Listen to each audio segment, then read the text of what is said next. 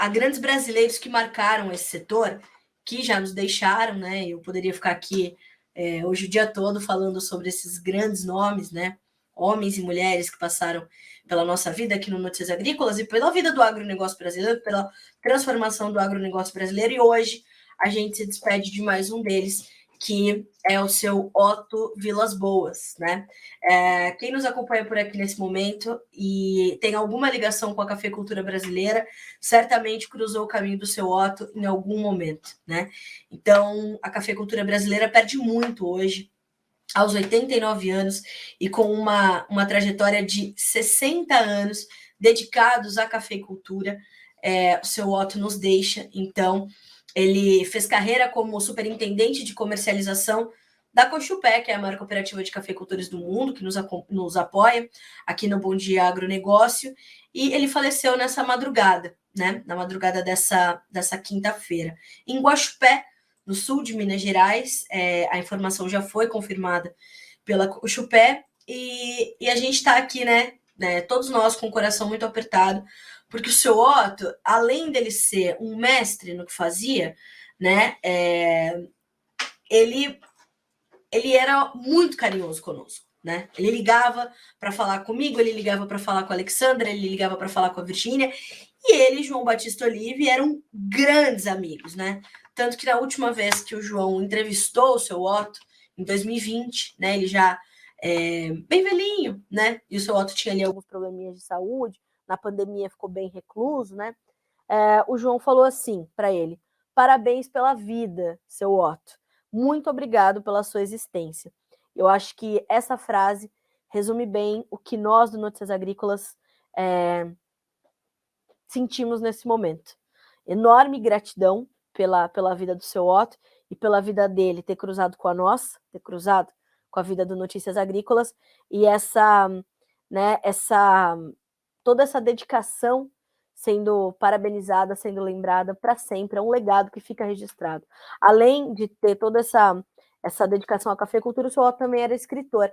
Ele escreveu um livro chamado Homem de Fé, Senhor em Café, onde ele conta a trajetória dele, esses 60 anos dedicados à cafeicultura, nessa experiência de vender café brasileiro para o mundo. Então, tem ali a nossa nota de falecimento. A gente agradece muito pela parceria do seu Otto e sabemos, né, que ele vai estar sempre conosco de alguma forma. Enfim, a gente deixa de tê-lo presencial e fisicamente, mas com certeza sempre, sempre, sempre como um farol para nós, né, como esses grandes brasileiros que passaram pela vida do Notícias Agrícolas. A gente não tem muitas informações ainda sobre o funeral. A gente sabe que vai ser em Guaxupé, né? O velório acontece na manhã de hoje em Guaxupé. A gente vai trazer mais informações para vocês por aqui. E aí a gente, né? Então, logo você queira a sua homenagem, né? E queira ir até Guaxupé, ou está em Guaxupé e está perto, né? Está nas imediações. Faça isso, né? É só entrar em contato com o pessoal da Cochupé e eles vão dar todas as informações ali que vocês têm, né? Que vocês precisam, tá certo? Então, é isso. Começamos um pouco mais contidos e sentindo a perda do seu Otto, mas também fazendo o que ele gostava que a gente fizesse, se comunicando bem, com responsabilidade, assim como ele merece. Então, vamos fazer o seguinte, vamos começar agora, de fato, o Bom Dia Agronegócio e trazer os nossos preços antes da gente chamar o nosso convidado de hoje, que é o Francisco Beduschi Neto, que nós vamos falar com ele sobre pecuária sustentável, rastreabilidade, Amazônia, Cerrados. É uma pauta muito importante para você que nos acompanha por aqui, garantir essas boas práticas e aprimorando a sua sustentabilidade. Eu só vou rapidamente passar pelos preços para a gente poder começar aqui as nossas atividades, portanto. Vamos lá. Bolsa de Chicago, soja, 14 dólares e 89 centos por bushel, 1,6% de ganho. O milho, 6 dólares e 17 centos por bushel, 1,6% de baixa, perdão. Hoje todas as commodities estão recuando, devolvendo tudo aquilo que subiram ontem, né? Então vamos de novo. Soja caindo 1,6%, 14 dólares e 89 no julho. Milho, 6 dólares e 17, 1,7% de baixa agora. O trigo, 7 dólares e 26, uma perda de 0,9%, ainda em Chicago. O óleo continua caindo forte, 3% de queda, 52 centos mais 2 por libra-peso. O farelo de soja, 423 dólares e 90 centos por tonelada curta, a queda é de 2% agora. Na Bolsa de Nova York, o café perde 1,5%, 1 dólar e 69 mais 65 por libra. O açúcar, 25 centos mais 35, com 2% de queda. O algodão cai 1,1% para 79 dólares e 59 centos. O petróleo tem dia de baixa também, 1,8% de queda no WTI, 71 dólares e 22 centos por barril. E o Brent, quando a gente olha para o Brent, que é negociado em Londres, referência para o quadro global de oferta e demanda, 1,8% de queda também para 75 dólares e 78 centos por barril. Ouro caindo 0,5% hoje, o gás natural subindo 0,4%, a prata tem baixa também de 1,1%, o cobre sobe 0,7%, dólar index estável enquanto tudo isso acontece, com uma pequena e tímida alta de 0,02% para 101.695 pontos. Bom, dada a nossa rodada de preços, agora sim a gente vai para a nossa entrevista de hoje do nosso Bom Dia Agronegócio, que é o líder da NWF, uma ONG que trata especificamente de rastreabilidade, sustentabilidade, boas práticas agropecuárias. Então está conosco hoje o Francisco Beduschi Neto, que eu já tive o prazer de entrevistar em outra circunstância, num dos primeiros episódios ali do podcast que eu apresento aqui, que é o Conversa de Cerca. Então já vamos chamar o Francisco para estar conosco aqui no Bom Dia Agro, para a gente falar de coisa boa. Francisco, bom dia, meu amigo. Seja bem-vindo. É um prazer recebê-lo aqui. Bom dia, Carla. Bom dia a todos que nos acompanham. É um prazer estar aqui e é um prazer te encontrar mais uma vez, né? Sempre muito bom encontrar pessoas queridas e amigas. Verdade, para nós também é um prazer ter você de volta. E, Francisco, me parece que a gente continua tratando de temas muito sensíveis ao agronegócio brasileiro, à nossa produção agropecuária, versus tudo aquilo que o mundo está nos exigindo, nos pedindo, o planeta também, que é sustentabilidade, rastreabilidade, e a NWF está à frente desse trabalho, né? A NWF ela vem já trabalhando no tema há bastante tempo, né? Desde que a gente chega aqui no Brasil, a gente vem nessa busca de conciliar produção e conservação, e aí rastreabilidade, práticas sustentáveis e tudo isso tá envolvido, é parte desse mundo, né? Então o trabalho vem evoluindo bastante, graças a Deus, e hoje a gente tem grandes parceiros trabalhando conosco aqui no Brasil e fora do Brasil também. Isso é muito importante para a gente poder vender a nossa produção, o nosso agronegócio dentro e fora do Brasil. Francisco, como é que é efetivamente a atuação da NWF? É uma espécie de consultoria para esses pecuaristas, para esses produtores, ou é uma espécie de definidor ali de alguns parâmetros para garantir que a boa comunicação aconteça, tão logo essas práticas, esses parâmetros sejam colocados em práticas na propriedade? Como é que funciona efetivamente o trabalho de vocês? Essa é uma boa pergunta, porque por um lado, nos permite falar bastante da NWF, por outro lado, é bastante complexa, eu diria, de responder, porque não é uma atuação simples, né? Hoje a NWF ela tem uma equipe de 5 técnicos brasileiros que trabalham aqui e tal, entendem, conhecem do agro brasileiro, né? Mas a gente trabalha em várias, vamos dizer assim, em vários pontos da cadeia de valor, né?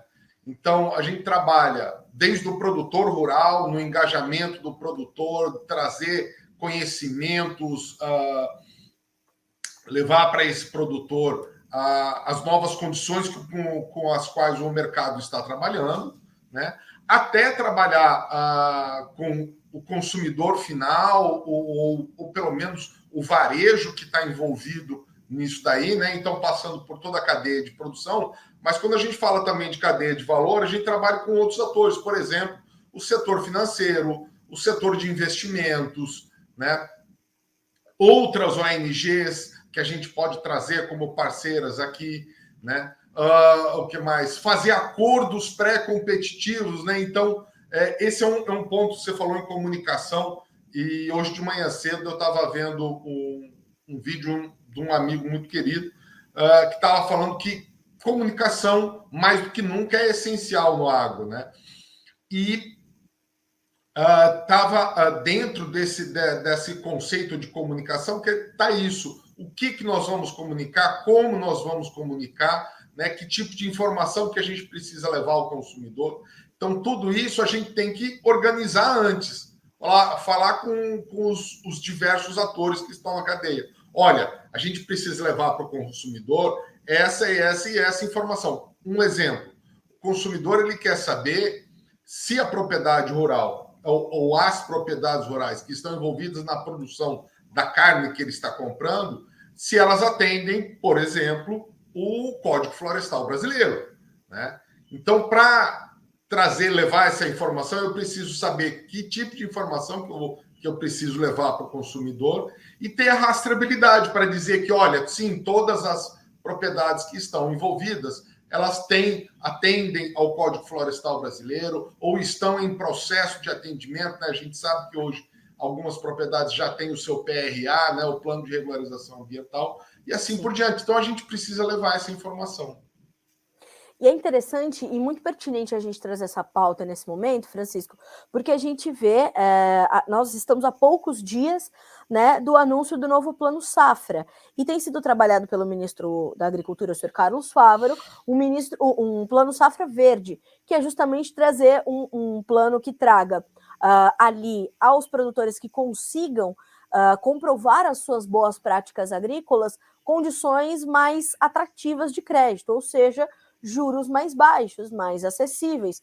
Isso realmente seria um estímulo importante, mas também ouvindo, né, após ouvir o ministro, ouvir o presidente da Frente Parlamentar da Agropecuária, o deputado Pedro Lupion, que dizia: a gente tem o Código Florestal Brasileiro, que já faz com que o produtor tenha que cumprir regras bastante rigorosas, mas a gente precisa justamente dessa ferramenta, desse mecanismo e dessas iniciativas como a NWF para garantir que o que se faz no campo chegue até o consumidor final, chegue até o comprador, chegue até os clientes, não é? Exatamente, né? Porque vamos entender algumas fases disso. Eu concordo com o deputado, o Código Florestal Brasileiro realmente demanda muito do produtor, mas o consumidor ele não tem essa informação, ele não sabe quem está fazendo e o que está fazendo.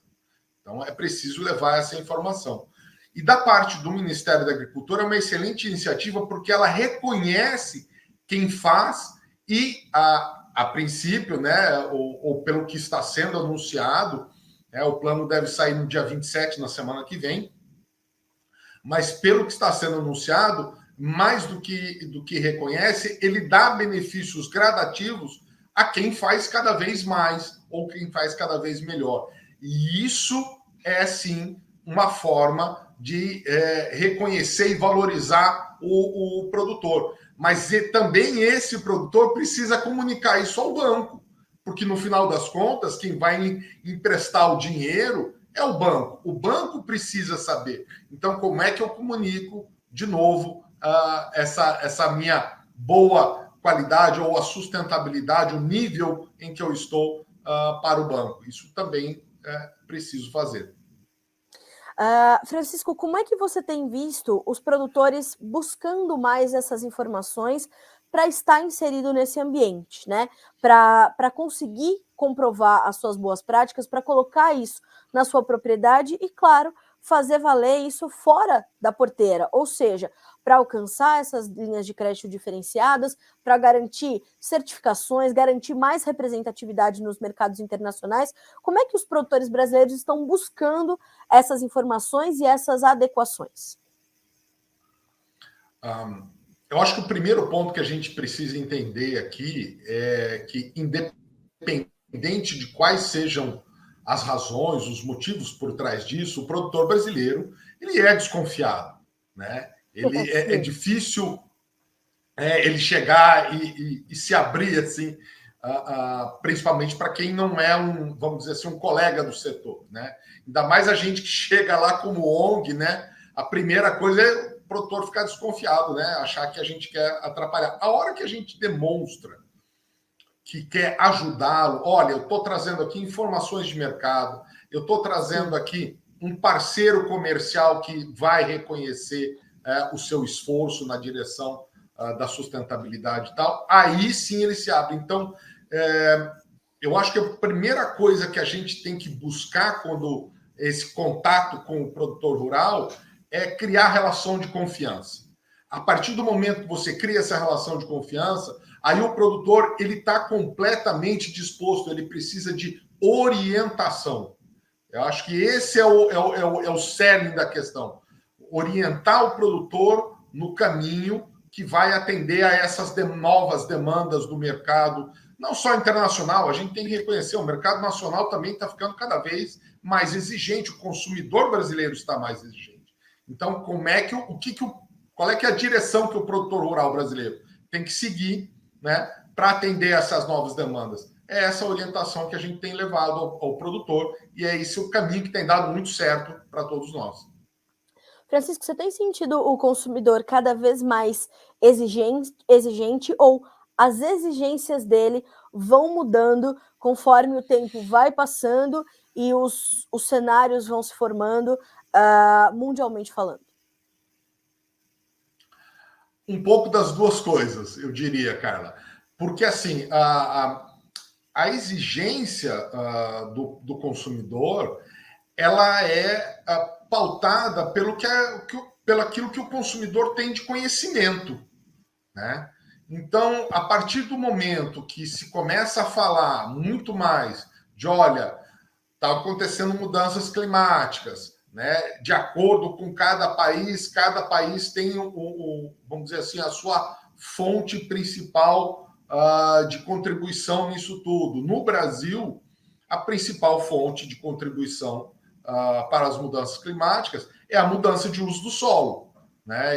Eu tirar uma floresta e começar a fazer agricultura, pecuária e tal. Então, o modo como eu faço isso é que precisa ser melhor comunicado ao consumidor para que ele tenha a percepção devida de que, olha, as coisas estão sendo bem feitas, né, por trás de todo o sistema produtivo que está sendo produzido esse alimento que eu estou consumindo, né? Seja alimento, seja bens de consumo, seja o que for que vem do agronegócio brasileiro, ele precisa ter essa percepção, né? E aí, quando ele tem isso claro, aí a coisa fica muito mais tranquila. Francisco, para o produtor que quiser mais informações e as orientações, trabalhar junto da NWF, quais os caminhos que ele deve perseguir, deve fazer para chegar até você e até o time da instituição? Bom, nós trabalhamos sempre em parceria com os atores do mercado, né? Então, por favor, procure o frigorífico para quem você fornece, né? Pergunte se ele tem parceria conosco ou com outras organizações que possam ajudá-lo, né? Procure a própria NWF, a gente tem o nosso site aí à disposição de todo mundo, né? Tem a gente mesmo, né? Pode nos procurar aí nas mídias sociais, no Instagram, no LinkedIn, pode nos procurar diretamente também, né? Mas esse tem sido o nosso modelo de trabalho, trabalhar via os nossos parceiros, né? Então, sim, principalmente procure o frigorífico para quem você fornece, que a gente está lá à disposição para trabalhar em parceria. Obrigado. Ai, Francisco, fico muito feliz de ter você novamente conosco aqui no Bom Dia Agronegócio, no Notícias Agrícolas. É sempre bom a gente dar essas alternativas para o produtor, para que ele consiga, de fato, né, avançar com essa questão, que é uma questão atual, que é uma questão presente e que é uma questão que tem um tempo longo de vida, né, dadas as atuais demandas mundo afora. Então, obrigada mais uma vez por trazer essas informações para a nossa audiência, por trazer essas orientações e por abrir esse espaço e esse canal entre vocês e os produtores brasileiros. Obrigada mais uma vez, meu amigo. Carla, eu é que agradeço. É sempre um prazer conversar com vocês. Nós estamos sempre à disposição, Qualquer coisa, qualquer necessidade, por favor, contem conosco. Um forte abraço a todos. Um abraço para você também, bom restinho de semana, bom trabalho, até a próxima. Até. Senhoras e senhores, conosco então Francisco Beduski Neto, que é o líder da ONG NWF, trazendo essas últimas informações dos desafios e oportunidades que, claro, nós temos com a rastreabilidade no Brasil, embora, né, ainda seja distante para alguns produtores e ainda seja um tema que é, de fato, bastante sensível, é um tema que a gente precisa continuar trazendo e de forma desenrolada, de forma didática, né, para que o produtor entenda, mas principalmente o consumidor final e os elos da cadeia também entendam como é que as coisas funcionam no campo, né? Entender que a sustentabilidade ela é mais do que um tripé, ela é uma junção de vários elos de mesmas cadeias. Então é importante a gente trazer essas informações sempre que possível, para que a gente possa também orientá-los e mostrar a vocês o que os consumidores estão pedindo, quais são as exigências que estão mudando constantemente. Pessoal, eu falei que eu ia buscar aqui algumas informações sobre o funeral do seu Otto Vilas Boas. Já temos as informações. O velório acontece no Lar São Vicente, em Guaxupé, Minas Gerais, e o sepultamento ocorrerá às 16 horas e 30 minutos. Então, essas são as informações. Repito, o velório acontece no Lar São Vicente, em Guaxupé, Minas Gerais, e o sepultamento às 16h30. Então, ficam as informações caso você queira e possa prestar as suas homenagens. 9 horas e 39 minutos pelo horário oficial de Brasília, vamos seguindo com as nossas manchetes, e a primeira delas é algo que vocês me perguntaram muito durante a semana. Ontem, no final da tarde, a começo da noite, na verdade, nós tivemos então a confirmação da manutenção da taxa Selic pelo Copom, o Comitê de Política Monetária. A Selic foi mantida em 13,75% ao ano, nossa taxa básica de juros, como esperado, né? E nós vimos que o Comitê de Política Monetária do Banco Central manteve ali o seu tom mais endurecido ao avaliar o processo de desinflação no Brasil, sem indicar a intenção de cortar juros em agosto, como esperava o mercado financeiro. No comunicado que acompanhou a decisão, o colegiado defendeu que é preciso ter paciência no controle inflacionário e vinculou um eventual corte da Selic aos dados econômicos, como tem de ser. É uma decisão técnica. Então, precisamos dos dados econômicos para que haja o corte, manutenção ou aumento da taxa básica de juros. Abre aspas para a nota para o comunicado do Copom de ontem. O comitê avalia que a conjuntura demanda paciência e serenidade na condução da política monetária e relembra que os passos futuros da política monetária dependerão da evolução da dinâmica inflacionária, em especial dos componentes mais sensíveis a ela e à atividade econômica, das expectativas de inflação, em particular as de maior prazo, de suas projeções de inflação, do hiato do produto e do balanço de riscos. O tom ainda duro, ou hawkish, na linguagem do mercado, do comunicado ao tratar da inflação surge a despeito de uma série de índices recentes mostrarem o enfraquecimento da inflação no Brasil. Percebam que a gente tem uma situação semelhante nos Estados Unidos, semelhante e de forma rasa, eu diria, semelhante, porque a gente está falando de dois ambientes econômicos completamente distintos. Mas ontem mesmo, o chairman do Federal Reserve, o presidente do Banco Central norte-americano, Sr. Jerome Powell, falou que ele acha adequado cerca de 0,5% ou 0,5 ponto percentual a mais na taxa básica de juros nos Estados Unidos nos próximos meses, diante do cenário inflacionário. Eles estão falando de uma inflação menor do que a nossa, né? Então a gente percebe que é uma decisão técnica e o Banco Central não se abstém de continuar agindo de forma técnica e racional.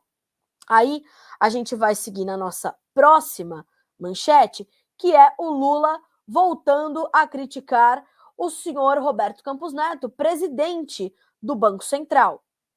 Pois é, então, diante da manutenção da taxa básica de juros, o presidente Lula disse nessa quinta-feira acreditar que o presidente do Banco Central, abre aspas, joga contra a economia brasileira após o Copom manter, na véspera, ontem, a taxa básica de juros em 13,75% ao ano, sem sinalizar uma redução na próxima reunião que está marcada para agosto.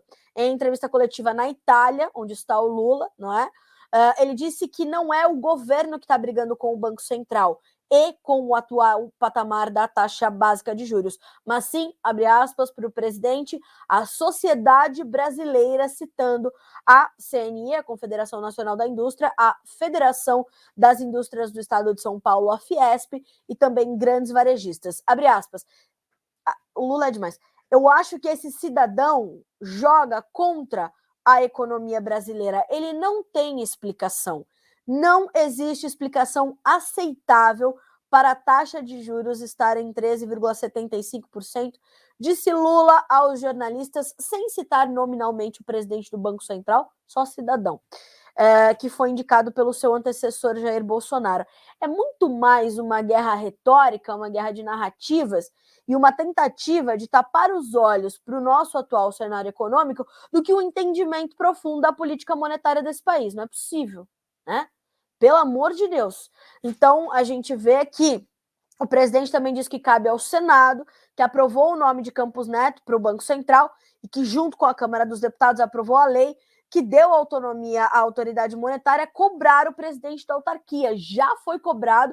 Roberto Campos Neto foi sabatinado no Congresso Nacional, mesmo tendo sido, volto a dizer, eleito um dos melhores presidentes de Banco Central do mundo, principalmente na gestão da pandemia, né?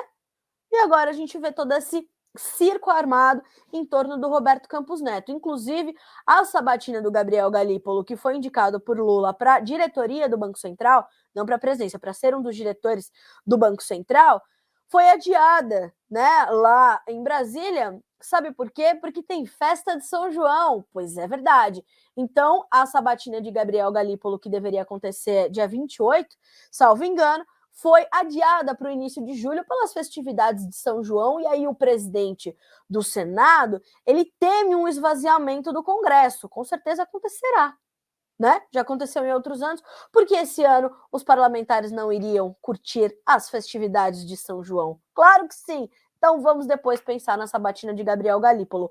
Aí hoje de manhã eu vi um comentário, achei brilhante, porque aí Gabriel Galípolo chega no momento onde possivelmente o Banco Central já terá um pouco mais de ambiente para fazer um corte nos juros, e aí o governo federal pode se valer disso e dizer, olha, então graças a Gabriel Galípolo agora na diretoria do Banco Central, podemos fazer um corte na nossa taxa básica de juros, e os juros caíram graças à nossa indicação ao Banco Central, né? Eu achei brilhante esse comentário de um especialista hoje de manhã, faz muito sentido para mim, tenho certeza que faz sentido para você, e agora vai valer muito a pena a gente acompanhar e buscar entender quais serão as manobras, volto a dizer, retóricas de narrativas para a gente saber qual o futuro dos juros no Brasil, que tem sim explicação por Roberto Campos Neto, já deu mais de uma vez, não foi uma nem duas vezes, né?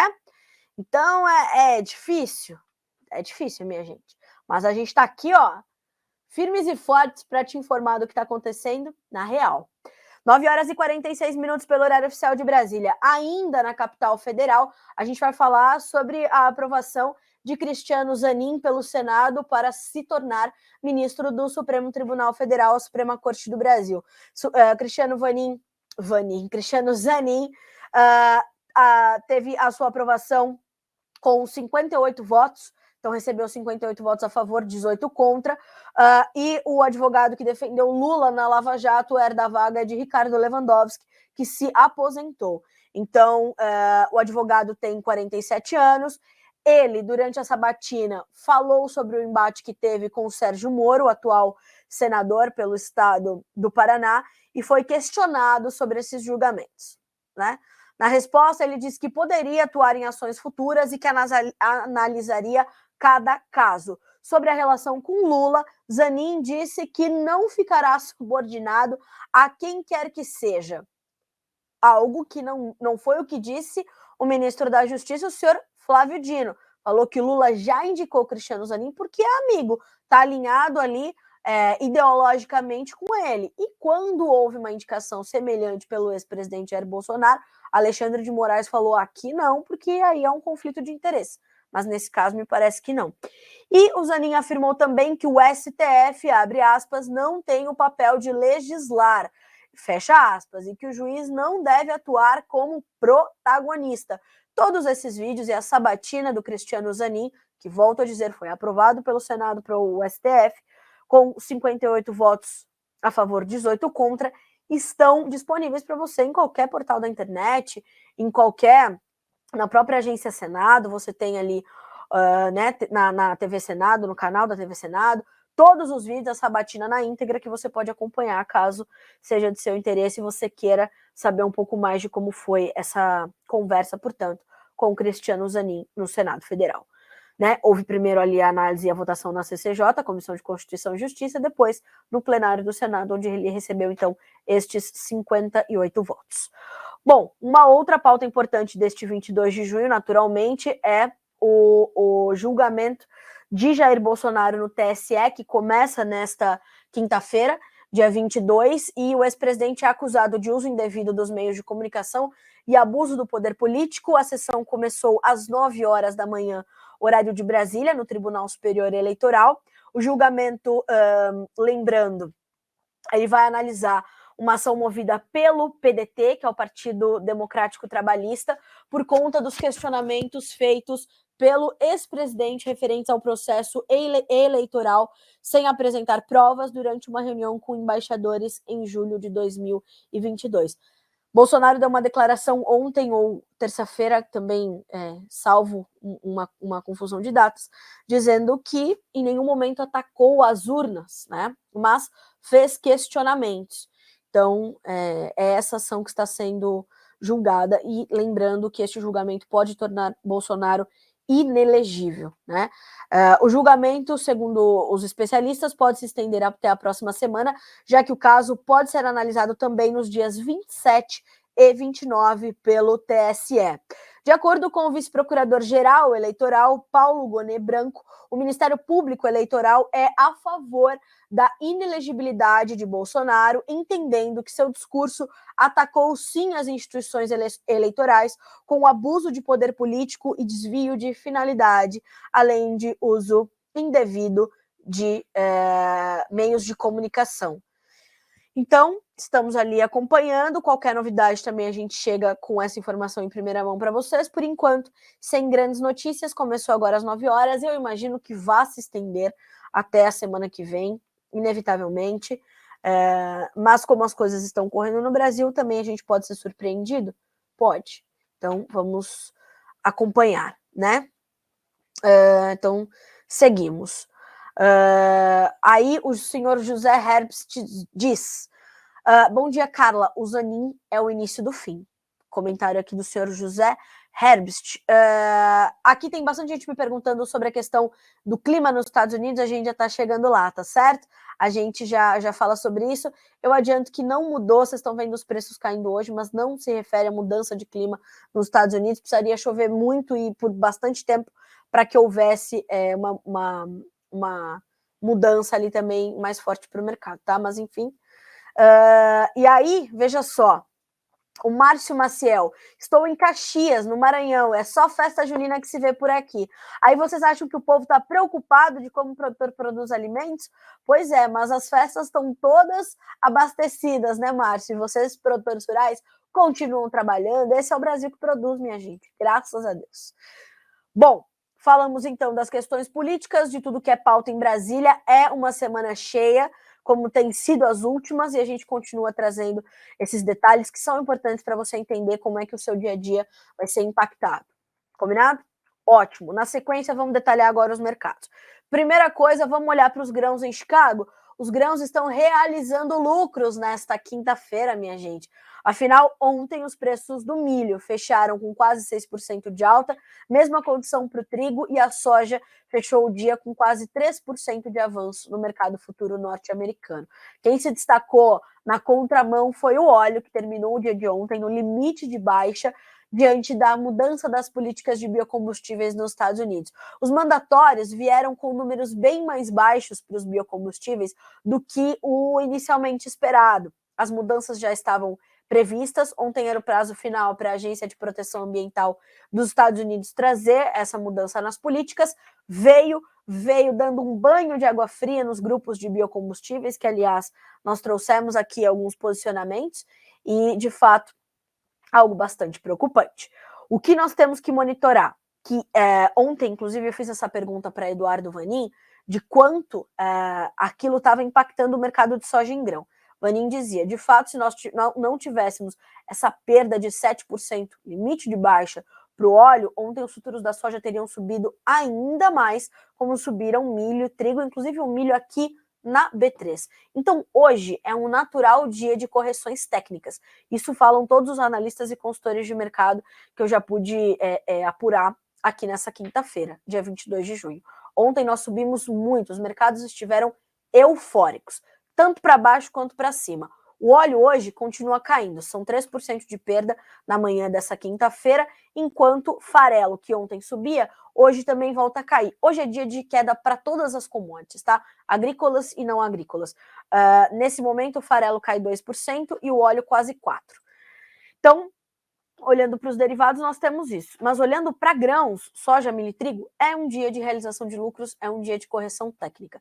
Por que eu digo isso? Porque nós temos ainda preocupações muito sérias com o clima nos Estados Unidos, as previsões não mudam, a gente ainda tem observado nos mapas as poucas chuvas que se concentram ali na região do Corn Belt, do meio oeste americano. Nós não temos grandes alterações nos modelos climáticos, em nenhum dos modelos climáticos. As previsões ainda são preocupantes, as chuvas seguem de baixo volume e as temperaturas seguem muito elevadas e se elevando, e as previsões para os próximos meses, julho e agosto, ainda indicam meses quentes e secos. Eu vou colocar aqui na tela para vocês, vou pedir para o Christian encher a tela para vocês, com a previsão para os próximos 8 a 14 dias nos Estados Unidos. Vou mandar aqui, daí vocês juntos vão conseguir entender sobre o que eu estou dizendo, tá? Vamos lá. Deixa eu ver se já está na tela para vocês, mas já está entrando. A gente tem para os próximos 8 a 14 dias, ou seja, finalzinho de, tá na tela. Cris, dá para a gente dar um zoom, aumentar um pouquinho o mapa? Aqui tudo dá, né, minha gente? Aqui tudo dá. Inclusive a jornalista congestionada fazer um jornal matinal, tá tudo certo. Lutando, né, contra essa mudança climática, mas tudo bem. Né? Um dia tá frio, ou de manhã tá frio, à tarde tá médio, à noite tá mais frio ainda, é uma loucura total. Vamos ver esse primeiro mapa? Vejam, toda essa área alaranjada ou vermelha ali no sul dos Estados Unidos, né? Mas o que nos interessa ali é o coração do meio oeste americano, ou seja, estão vendo ali onde está escrito above, né? Bem lá no norte dos Estados Unidos, ou aqui no fim, mas lá em cima, dali da onde o Christian para a esquerda, Cris. Aí, dali para baixo, até a faixa laranja médio, a gente está falando de coração do Corn Belt. Então, a gente tem temperaturas acima da média para estas regiões, tá? Então, a gente está falando de um período de 29 de junho a 5 de julho, mapas que ainda nos trazem preocupações. Cris, vamos trazer o segundo mapa e vamos ver as previsões de chuvas. Vejam que as chuvas estão ligeiramente acima da média para esse mesmo intervalo, 29 de junho a 5 de julho, mas nada muito volumoso ou algo assim. E na área cinzenta, onde está escrito near normal, ou seja, próximo da normalidade, nós devemos ter chuvas, então, dentro da média ou perto dela. Quer dizer, essas chuvas precisam se confirmar, porque a safra americana precisa de chuvas imediatas para parar de perder potencial produtivo. Já está perdendo, já vai ter uma quebra. Ontem fiz essa pergunta também para o Eduardo Vanin. A gente já pode falar em quebra para a safra americana? Vanin falou, sim, podemos. Sim, podemos, principalmente para o milho, que é uma planta menos resistente. Se você tem uma planta menos resistente, condições que vão se intensificando, né, do lado ruim, a gente tem, portanto, essa condição. Então, vamos monitorar, vamos entender e a gente vai trazendo essas informações. Quando a gente vê os mapas mais curtinhos, 5 dias, 7 dias, vocês vão ver que tem um pouco mais de chuva, mas são milimetragens muito baixas, volume muito baixos para essas regiões. Hoje também o mercado espera, aí eu estou numa dúvida se a gente recebe hoje ou amanhã, por conta do feriado da segunda-feira, o Drought Monitor, que são aquelas ferramentas ali do USDA e demais instituições para monitorar a seca nos Estados Unidos. Aliás, já saiu em primeira mão para vocês aqui no Notícias Agrícolas. Acabou de sair, tá, minha gente? Acabou de sair. Vou pedir para o Christian colocar também na tela para vocês. Vocês pedem, vocês mandam aqui. Então, ó, Drought Monitor, tá na tela. Legal? Vamos encher, Cris, a tela com esse mapa novo que a gente está trazendo aqui, Drought Monitor, monitor da seca nos Estados Unidos. E aí eu vou buscar para vocês aqui se já temos as áreas de soja e milho também, para a gente apontar se houve aumento, se houve diminuição, né? E já temos. Deixa eu ver se eu estou falando bobagem. Não, já temos. Para milho, aumentamos para 64% as áreas de milho sob condição de seca. Vou colocar o mapa para vocês na tela. Estou aqui. Ó, quem sabe faz ao vivo, hein? Já pegando as imagens, mandando para o editor. Agora, mapa de milho, tá? 64%. E vamos ver a soja. Vamos ver a soja. Também temos um pequeno aumento para 57%. Nós tínhamos 54% na semana passada, né? Então temos uma nova expansão da seca nos Estados Unidos, tá? Vou buscar aqui. Soja. Mapas da soja para você também, tá? Então, a gente está vendo áreas como Iowa, Illinois, que são os 2 maiores estados produtores de grãos dos Estados Unidos, com 100% dos seus territórios sob alguma condição de seca. A seca se expandindo para áreas de soja e de milho. Então, volto a dizer, o que nós estamos vendo hoje é uma correção, uma realização de lucros. Ontem o mercado subiu euforicamente. O clima nos Estados Unidos continua desfavorável. Tem um pouquinho mais de chuva para os próximos dias, mas nada que mude muito a situação e diga, não, está salva a safra americana. Não é isso que está acontecendo. Expansão nas áreas de seca com milho, expansão nas áreas de seca com soja, certo? Então, olhar para isso é determinante. Isso quer dizer que os preços vão continuar subindo eternamente? Não, porque se chover, a gente vai ver os preços cedendo e a gente vai ver uma liquidação de posições e aí você pode se assustar. Então, para você não ser pego de calças curtas, é monitorar o clima diariamente, é entender como o mercado está reagindo a ele e é não desviar os olhos dessa estratégia que você precisa ter e se focar. Para a soja, eu quero fazer mais um adendo, que aliás eu achei que foi um adendo muito importante apontado pelos Estados Unidos, eu vi aqui agora os Estados Unidos, pelo Eduardo Vanin ontem. Quando a gente olha para essa movimentação, aliás, a gente recebeu uma pergunta aqui do senhor Adoniran Castro, né, que me perguntou se hoje nós tínhamos novos preços. Ontem nós tivemos novos preços para soja, para milho, principalmente aqui no Brasil. E quando a gente olha para o produto disponível, no caso da soja, essa melhora é muito mais expressiva. Para a safra 23, 24, a gente quase não tem melhora. Por quê? Porque para a nova safra, os nossos prêmios estão caindo mais agressivamente. Veja você. Então, olhar para isso também é importante. Fazer a leitura desse tripé. Não analise só Chicago para formar os seus preços de soja. Isso é irresponsabilidade. Tem que olhar dólar, tem que olhar prêmio e tem que olhar Chicago. É um tripé. A gente ainda tem base em Chicago, a gente tem a dependência do câmbio e a gente tem a influência indiscutível e irrefutável dos prêmios. Então, é juntar esses três e entender que momento é esse para o seu mercado. Tenha ao seu lado um profissional de confiança para te ajudar a fazer isso. Ok? Ótimo. Dessa forma, eu acho que eu consegui responder aqui as pessoas que me pediram sobre a mudança ali nos mapas, nos cinturões agrícolas. Então, tivemos essas mudanças né, na questão das áreas de soja. Então, vou dar os números exatos aqui para vocês, tá? Para a gente finalizar aqui o mercado de grãos. 7% de aumento na área de soja sob alguma condição de seca, de 57% para 64%, e na soja nós tivemos um aumento de 6%. Eu falei aqui que era 54% na semana passada, era 51%, 54% era o milho. Nós tivemos, então, de 51% para 57%, 6% a mais de área de soja sob condições de seca nos Estados Unidos, tá?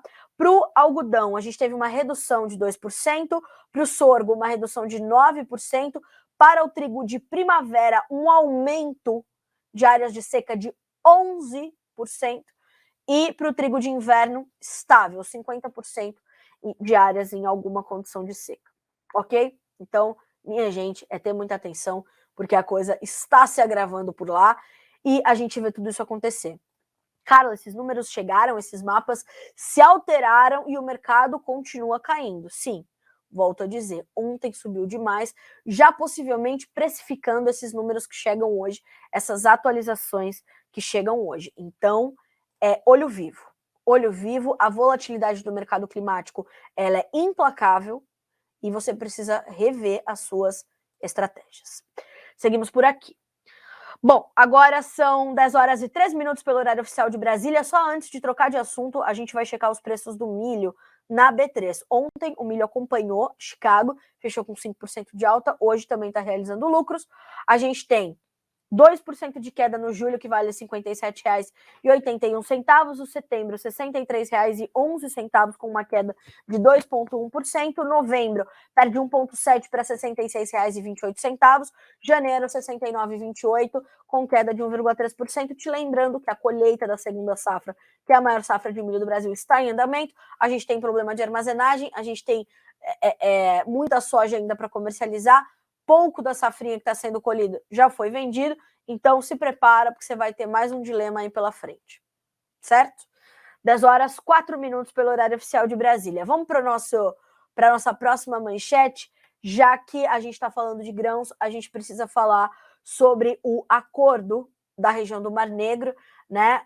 Porque nós temos ali a garantia de que os produtos agrícolas ucranianos sejam escoados, exportados, garantindo a segurança alimentar e a manutenção do ritmo das cadeias de suprimentos, mas a Rússia está 99,9% certa de que desistirá de um acordo mediado pela ONU sobre a passagem segura de grãos do Mar Negro no próximo mês, uma vez que não precisa mais dos portos ucranianos para exportar amônia, segundo disse um diplomata ucraniano sênior. As Nações Unidas e a Turquia intermediaram esse acordo de grãos do Mar Negro com Moscou e Kiev em julho do ano passado para ajudar a enfrentar uma crise alimentar global agravada pela guerra que já dura mais de um ano. Moscou ameaçou não estender o acordo além de 18 de julho, a menos que uma série de exigências, incluindo a remoção de obstáculos às exportações russas de grãos e fertilizantes, sejam atendidas, além da volta da Rússia ao Sistema Internacional de Pagamentos, o SWIFT. Então, a Rússia tem feito uma pressão crescente sobre este caso, tem feito exigências bastante sérias, inclusive o levante de algumas sanções também, e o acordo está bastante ameaçado e as ameaças são crescentes. Na sequência, a gente vai falar um pouquinho sobre o mercado de açúcar, que cai agressivamente também nesta quinta-feira, são mais de 2% de baixa agora. A gente vai abrir aqui as cotações para juntos comentarmos. Nós temos julho, 25 centos mais 25 por libra-peso, uma queda de 2,4%. O outubro, 25 centos mais 21, perdendo 2,5%. O março, 25 centos mais 22, 2% de queda. O maio, 23 centos mais 84, 1,4% de baixa. O açúcar está estendendo as suas perdas na Bolsa de Nova York. E também cai na Bolsa de Londres, segundo já pôde apurar Jonathan Simeão, nosso especialista aqui do mercado sucro energético, em função do avanço da colheita no Brasil, que vai garantir boa moagem, atender as expectativas do mercado de uma boa oferta de açúcar vinda do Brasil esse ano e pressão, portanto, sobre os preços. Então, inevitavelmente, o mercado vai sentir.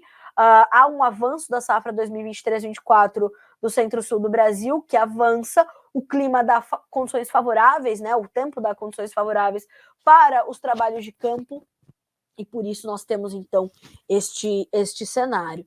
E veja só o que diz o Jonatas: as perdas da véspera são estendidas nesta manhã de quinta-feira nas bolsas externas por adoçante, acompanhando o avanço da safra 23-24 do centro-sul do Brasil, que está em andamento e tem tido resultados positivos. Os comerciantes, abre aspas para a agência Reuters Internacional, disseram que a safra no centro-sul do Brasil continua avançando bem, ajudando a conter os preços, destacou a agência. As previsões climáticas mais quentes reduziram as chances de geadas prejudiciais, também contribuindo para baixas no dia. Além dessa pressão do financeiro, um dia de mais aversão ao risco, correção, baixa para todas as commodities, incluindo o petróleo, que vai pesar também sobre os preços do açúcar. 10h08 pelo horário oficial de Brasília. Seguimos por aqui. Agora a gente vai falar sobre óleo de palma, o óleo mais consumido do mundo, e a Índia, maior importadora do planeta de óleos vegetais, deverá aumentar as suas importações de óleo de palma em 46% neste mês de junho em relação ao mês de maio. Segundo também as informações da Reuters, uma recuperação nas compras do maior importador de óleo vegetal do mundo apoiaria os futuros do óleo de palma da Malásia e ajudaria os principais produtores Indonésia e também a Malásia a cortar os seus estoques. As importações de óleo de palma pela Índia subiram já 640 mil toneladas em junho para 640 mil toneladas, ante 439,1 toneladas em maio, segundo as estimativas médias dos traders, dos comerciantes. As compras de maio foram as mais baixas desde fevereiro de 2021, já que o óleo começou a ser negociado, óleo de palma, com um prêmio em relação à soja e ao óleo de girassol nos últimos meses, levando os compradores a mudar para óleos leves mais baratos. Lembrando que em 2021 nós tivemos uma perda histórica de safra aqui no Brasil, 21-22, e isso, claro, deixou mais curta ali a oferta de matéria-prima para se produzir óleo de soja, e a gente sabe que desde 2020 o óleo de soja é uma das commodities que mais subiu nas bolsas, principalmente na Bolsa de Chicago, em relação a outras commodities, e isso mostra que segue intenso o movimento de volatilidade no mercado de óleos vegetais. Então, tudo que acontece na Índia em termos de óleos vegetais é muito importante ser registrado e acompanhado, já que é a maior compradora do mundo, né? Então, a gente olha para isso. Vamos acompanhar, né? A Índia compra óleo de palma principalmente da Indonésia, Malásia e Tailândia, enquanto importa óleo de soja e óleo de girassol da Argentina, Rússia, Ucrânia e, claro, do Brasil. 10h10 pelo horário oficial de Brasília. Dadas as nossas manchetes, vamos para os nossos comentários, para as nossas perguntas, saber se eu deixei de responder alguém. O Ricardo Garuffi, vou começar de baixo para cima hoje. Ricardo Garuffi, não consegui escutar. A seca se agravou nos Estados Unidos? Sim. Tivemos um aumento de... vou recuperar aqui para você, Ricardo. Já me perdi. 7 pontos percentuais, passando para 64% a área de milho nos Estados Unidos sob alguma condição de seca. E no caso da soja, tivemos um aumento de 6 pontos percentuais, passando a 57%, tá? Então temos aí um agravamento da seca por lá, sim. Já já esses mapas estarão detalhados para vocês no Notícias Agrícolas, com as imagens, as informações, o Drought Monitor completo, a condição para o Drought Monitor do meio oeste americano, tudo, como sempre fazemos por aqui, detalhado para você acompanhar depois com mais calma e tranquilidade. Bom dia para o meu amigo Nivaldo Forastieri. O Mário Reis Almeida, Flávio Bolsonaro parabenizou o advogado pelo seu garantismo, senhor Cristiano Zanin, traduzindo, advogado que passa pano para corrupto. Ixi, é isso mesmo, Mário tem razão. Teve essa declaração do senhor Flávio Bolsonaro. Silvio Paiva, olá, bom dia, ótima programação, obrigada. Silvio, mudou alguma coisa nos mapas dos cinturões agrícolas? Atualizado para você. O Alberto Tesmer, bom dia, Carla, hashtag prosseguimos. É isso mesmo, adoro essa hashtag do Alberto Tesmer. José Herbst, bom dia, Carla. O Zanin é o início do fim, falamos. Bom dia para o Wilson Santolin. A Maria Regina Lopes diz o seguinte, ó, quem deve muito sempre pagará juros altos. Fato. O Orlando Caracho, fecha aspas, fechamos. O Márcio Maciel, falando sobre a questão do ambientalismo, né? É verdade, temos que ter atenção a isso. O seu Bernardino Tartari faz uma colocação muito lúcida, mas acho que é importante a gente pontuar, mas não deixar de discutir outras pautas também, né, seu Bernardino? Acho que o senhor tem razão. Ele diz o seguinte, ó, o consumidor quer saber é de ter comida na prateleira para comprar. O resto é história para ambientalista viver às custas de quem trabalha. Eu entendo que haja essa disfunção na comunicação, seu Bernardino, mas a gente precisa trazer essas pautas, sabe por quê? Porque lá na França, o Emmanuel Macron não tem noção de onde é que o senhor produz soja e onde fica a floresta amazônica, por exemplo, tá? Ele não tem qualquer noção geográfica. Ontem, eu entrevistei uma menina que é um colosso, uma jovem chamada Ana Carolina Zimmermann. Ela é bolsista da Nuffield, vencedora do CNA Jovem, produtora rural, e ela viaja o mundo falando bem do agronegócio brasileiro. O que é falar bem do agronegócio brasileiro? É falar as verdades. Esse é o papel da Carol. Então, o Conversa de Cerca já está no ar, você pode conferir. É um episódio um dos mais legais que eu já fiz. A gente falou muito sobre comunicação. 2 comunicadoras conversando e a Dalice. Então, vale a pena, viu, seu Bernardino? Ela é muito lúcida, assim como o senhor falando. A dona de casa não quer saber, né? Ela não quer saber. Mas o mercado e quem compra para vender para o mercado quer saber, né? Quer saber. E a gente tem o que falar, viu, seu Bernardino? A gente está falando que tá tudo bem, que a gente usa, né, boas práticas no campo. A gente tem o que falar, né? Mas acho que o senhor tem total razão. O brasileiro quer saber se tem comida para comprar, com preço acessível. E aí, seu Bernardino, a gente teria que aprofundar ainda mais essa discussão. Muito bom o seu comentário, viu? Porque daí a gente pode promover essas reflexões aqui no Bom Dia, que é o seguinte: a gente não tem que pensar na oferta de alimentos, porque isso tem, né? O Brasil está aumentando a sua capacidade produtiva, os portos estão entupidos de soja, de milho, de açúcar, né? Isso é matéria-prima para fazer comida. Aqui dentro temos matéria-prima para fazer o que quiser. Agora, as pessoas têm dinheiro para comprar?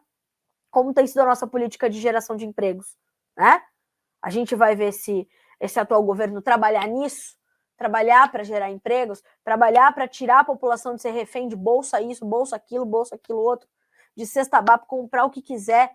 Graças a Deus que, claro, essas famílias que estão sem comer, essas crianças que estão, né, passando fome, óbvio que elas têm que ser alimentadas e o Estado tem que prover, mas o Estado tem que prover emprego para que ela pare de ser refém daquela doação, daquela bolsa, daquela cesta básica.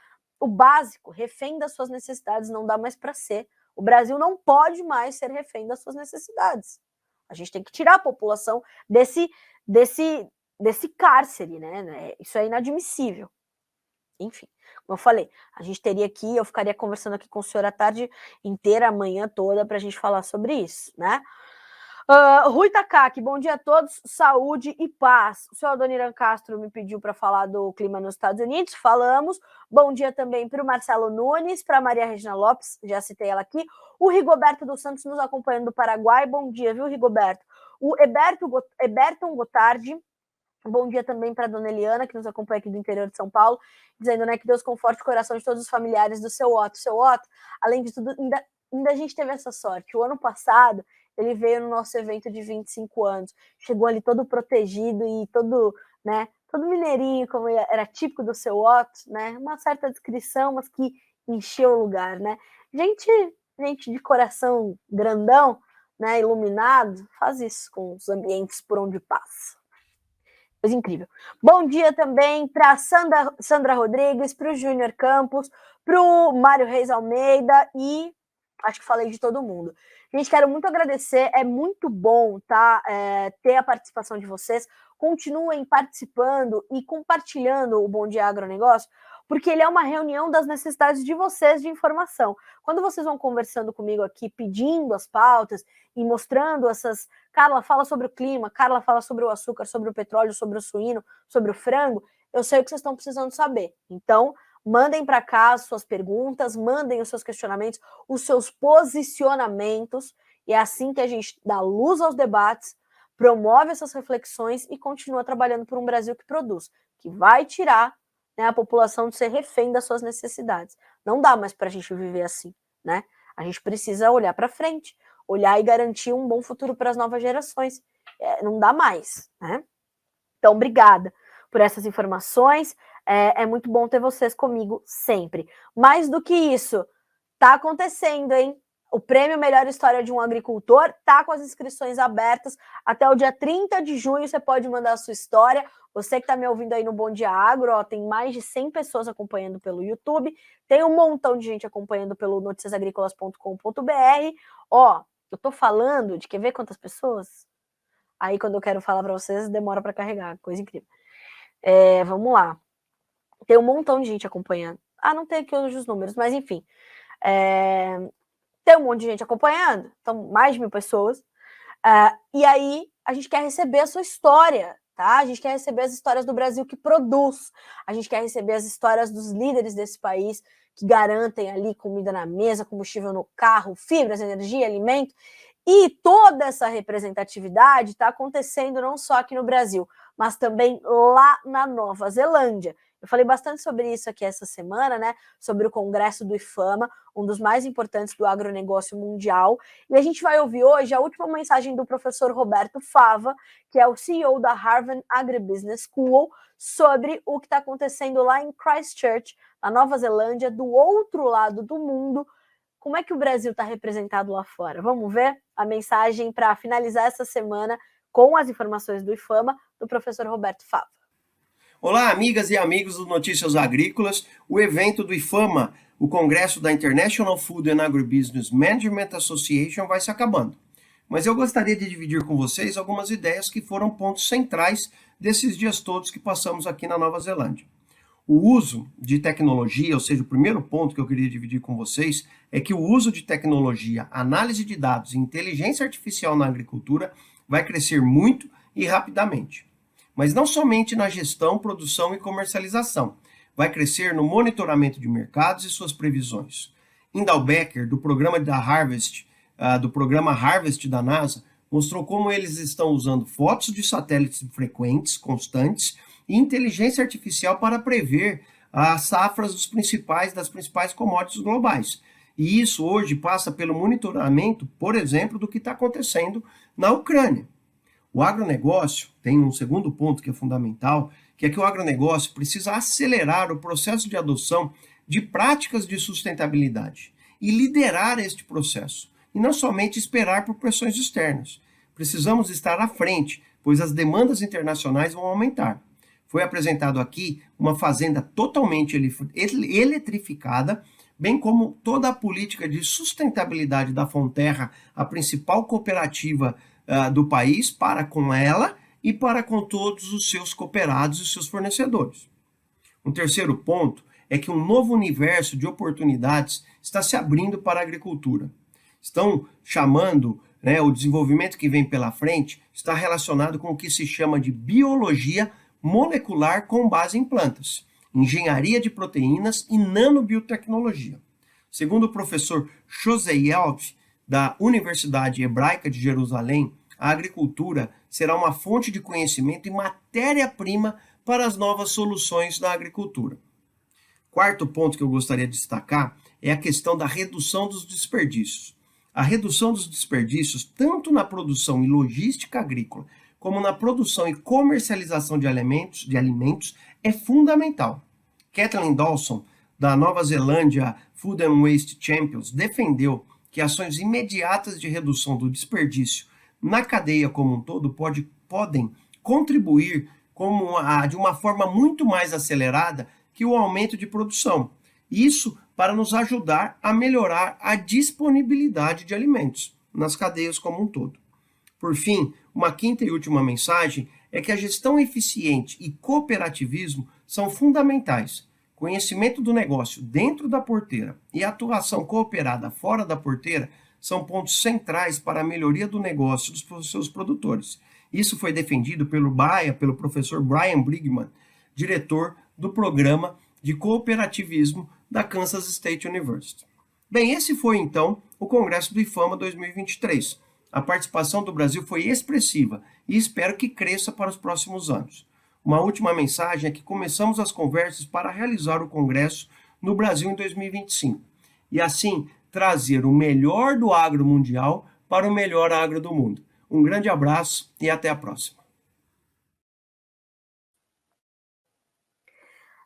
Dá para a gente entender o quanto a gente consegue avançar ainda, o espaço enorme e confortável que a gente tem para crescer na produção agropecuária brasileira é uma coisa incrível, né? O professor Roberto Fava traz temas muito pertinentes.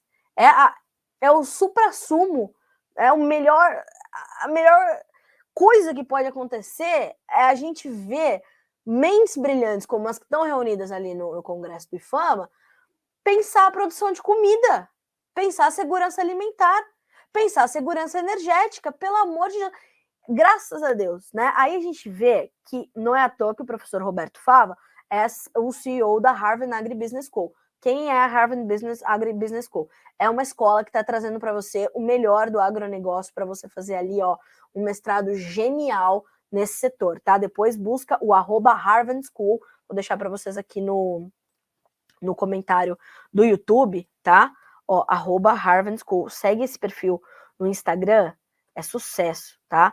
E daí ali tem o perfil do professor Fava, do professor Fava Neves, que também tá lá na Nova Zelândia, enfim, só coisa boa. E a gente agradece muito a Harvard e o professor Roberto Fava por ter trazido esses relatos diários para nós, divididos com exclusividade ao Notícias Agrícolas, né? Com o Notícias Agrícolas, com o Bom Dia Agronegócio. Um grande abraço para o senhor, viu, professor?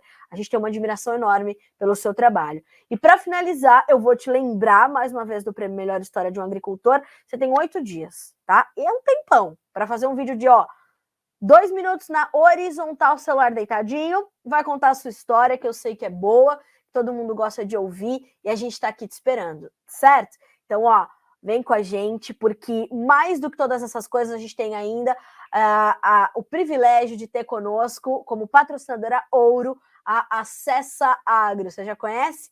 É a plataforma de benefícios da Syngenta. Nela você ganha pontos ao fazer a sua compra de produtos Syngenta. Depois vai trocar esses pontos por mais de 3.000 produtos e serviços que estão disponíveis para você na plataforma. Então, acesse já o acessaagro.com.br e conheça mais desta plataforma. Se você é agro, acessa. A gente fica por aqui com a edição dessa quinta-feira do Bom Dia Agronegócio. Hoje, mais tarde, eu estou indo lá para a Hortitec, em Olambra. Se você estiver por lá, a gente se encontra mais tarde aqui no interior de São Paulo para falar sobre as últimas tecnologias para hortifruticultura. Coisa boa. Ali é o suprassumo também da tecnologia para esse setor de HF, viu? Estou te esperando mais tarde. Bom dia, boa quinta-feira, bons negócios e até amanhã.